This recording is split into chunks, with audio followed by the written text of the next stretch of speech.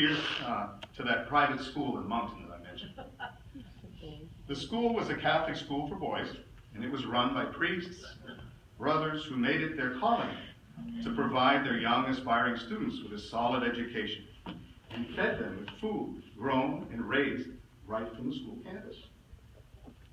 So off beyond the large garden was the school's livestock that supplied much of the sustenance offered to our growing students.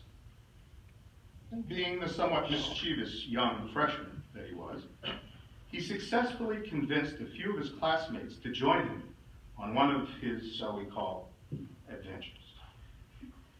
Now, in the back of the dormitory building was this freight elevator, and that served the general needs of the faculty and the student body and such. One late evening, with the help of his accomplices, they were able to successfully coax one of the young rams from the nearby flock into the elevator. Completing the struggle for embarkation, they sent our terrified traveler to the third floor of the dormitory, where the door opened to over 40 beds with his fellow students soundly asleep. In comes this terrified young ram, bleeding away, slamming into the street lockers and creating absolute chaos throughout the third floor school dormitory. Now I'm told, to this day, that no one has yet discovered who was responsible for this. But I suspect after this evening that's going to change. I'll make sure. He has been married for 49 years to his long-suffering wife, Gloria, and they have 4 children, Dana, Karen, Kathy, and Chris. And they are also blessed with 7 grandchildren. Their niece, Charlie, an important part of his family as well. I believe she is also a graduate of the nursing program right here at UMFK. Are you, Charlie? He likes you a lot. He's a member of the Fort Kent Lions Club, a pilot, a student of leadership psychology, emotional intelligence, and history, loves traveling abroad, speaks French fluently, enjoys a good single malt scotch with friends whenever possible, and with a developed taste for good French wine, he is quick to remind me that life is too short to drink poor wine. Mesdames et messieurs, c'est mon privilège de vous présenter un ami de confiance, un mentor et collègue. Please join me in giving a warm welcome to Dana Saucier.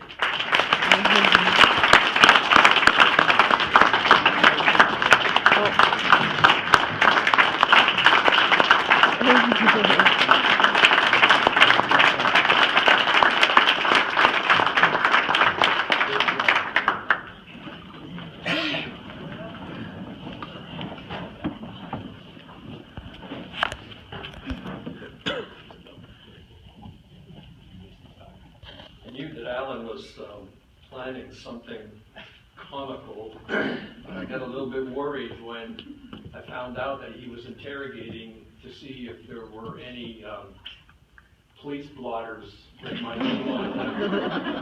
I got a little carried away when he went on to not only the state police, but also the CIA and the FBI. So I wasn't really sure what I was about to hear tonight as an introduction, but I thank you very much, Alan, for an excellent job.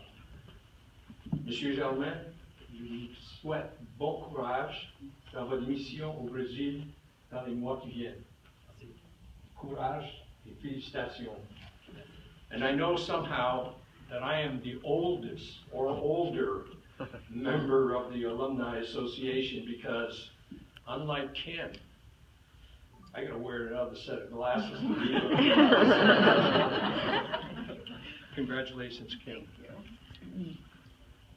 Ladies and gentlemen, having listened to the introduction by Alan, I'm now in a position that Sir Winston Churchill once found himself when he indicated that there were 3 things that he found extremely challenging. He said it was very difficult to climb a ladder leaning towards you. And it was awful difficult to kiss a lady leaning away from you.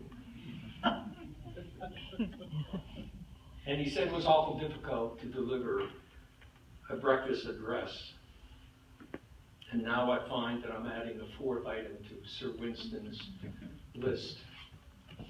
Saying thank you for the honor you were bestowing upon me here this evening. President Stone, excuse me, President Short, Mrs. Short, Dr. Gannon, Trustee Fournier, and our dear association president, Ms. Finney. I am truly humbled and grateful for the recognition you've given me as an alumnus of this great institution, UMFK. I think we've all heard that the town of Fort Kent is the little town that could. If that be true, and I believe it is, then I would further add to that the University of Maine at Fort Kent is indeed the little university that did. It did provide me and hundreds of other alumnus like me the opportunity to get an education and provide us the tools that prepared us to go out into the world, to earn a living, but more importantly, to make a contribution to making our families, our community, the state, the nation, and yes, in some cases, the world, a better place. UMFK alums have established a known track record for such contributions. However, as I reflect on the career achievements Alan so amply referenced, I want to assure you that I did not accomplish these many things alone. I was supported by a great number of people who encouraged me, they helped me, and sometimes, yes, they even pushed me. My family, my friends, my associates, and my superiors all played a role in this track record. But UMFK, this little university that did, contributed very valuable lessons as well. It helped me mature to find myself academically, and the small campus, the individualized attention, the extraordinary professors who really took the time to guide me through a program of study and learn to work my way to success made a huge difference in my life. My time at UMFK enabled me to succeed where I had failed before and learned that failure was not a permanent thing unless I chose to make it so. It helped reinstill in me a sense of confidence and redefined a can-do attitude that I never forgot.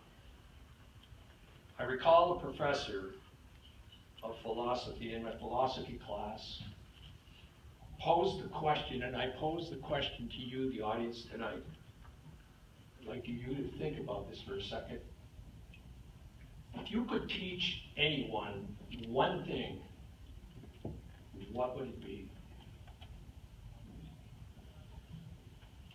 Well, as a class, we struggled and debated that question as we all had our own ideas as to what that might be. But in the conclusion, the one thing that we came to understanding was if we could teach one thing to someone, it would be how to learn. The simple point was if someone knew how to learn, they could conceivably learn anything they set their mind to. UMFK, the little university that did, academically taught me how to learn. It was a lesson that would serve me the remainder of my career as I moved on to earning a master's degree and to completing advanced studies in business at Harvard's Graduate School of Business. And again, in the words of Sir Winston Churchill, the little university that did, helped instill in me the belief that destiny is not a matter of chance, it's a matter of choice. It is not a thing to be waited for. It is a thing to be achieved. By listening to Alain iterate the accomplishments of nearly a 40-year career, I'm struck by one thing that does not necessarily come forth in the litany of these mentioned accomplishments. As I stated earlier, no one accomplishes these kinds of things alone. My dad, my idol, mentor, and teacher, helped guide me growing up and saw to my getting the formal education he never was able to get himself. But above all, he helped me to arrive at a major belief in myself. You see, one thing that Alan didn't mention to you is I failed my freshman year in college. I was a 17-year-old pre-med student, ill-prepared, going into that program, that rigorous program of study. I left that program disappointed and discouraged. But my dad would not let me quit. He taught me never to give up or give in, but instead to give it all I had. But his greatest gift to me during this difficult time came in 4 single words: I believe in you. There was just no way I was going to let him down after I knew this. These simple, profound words and lessons served me well going forward, as they often came into play again and again during the development of my career. There were just too many times, or so many times, when I would have easily thrown in the towel, but the memory of those lessons and his words wouldn't let me.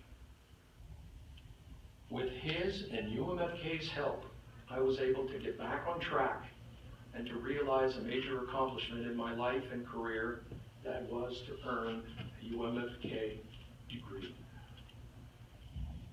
However, I have to truthfully confess that following graduation from UMFK and starting off as a high school teacher, then moving on into business and industry, the demands of a professional career cannot be accomplished alone and without the direct support, assistance, encouragement, and above all, the love of a family. My wife, Gloria, here this evening, never wavered in her loving support and encouragement of my career involvement over the years. And yes, those sacrifices were demanding and difficult at times for her. She never stopped encouraging me. She never allowed me to entertain quitting when the going got rough. And by God, there were some times when it really got rough. Instead, she persevered and encouraged me to keep going, as my dad had done before her. Whether it was the simple country boy leaving northern Maine for the scary assignment of working in New York City for an international paper at their headquarters, or after 3 days, I called home and told her, I think I made a mistake, because I thought this assignment was way over my head. Or asking her to move to France and asking our youngest son, Chris, her baby, to attend an international boarding high school in Switzerland. Or moving every 3 to 4 years as I accepted more difficult and demanding positions of responsibility around the country. Without her by my side, I have known for a very long time, I would never have been able to succeed. I love her dearly for all that she has given me. Thank you. Although in retrospect, my family experienced a great deal that was positive as a result of our moving around the country and yes, internationally, it came at a very high price for each of our children here, and they had to bear some of that load as well. My family gave so much that I could grow professionally and succeed, and I will forever be mindful, but more importantly, grateful for their success, for their sacrifice on my behalf. After 4 decades of a very active career, many people who think they know me would probably believe that such service was the high point of my life. They would be wrong.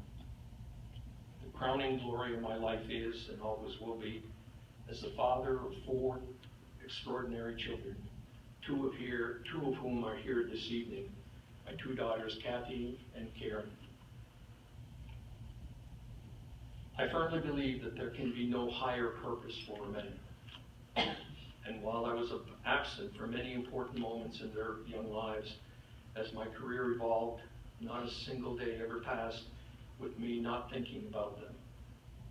And I loved them more than I have ever loved anything or anyone in my long life.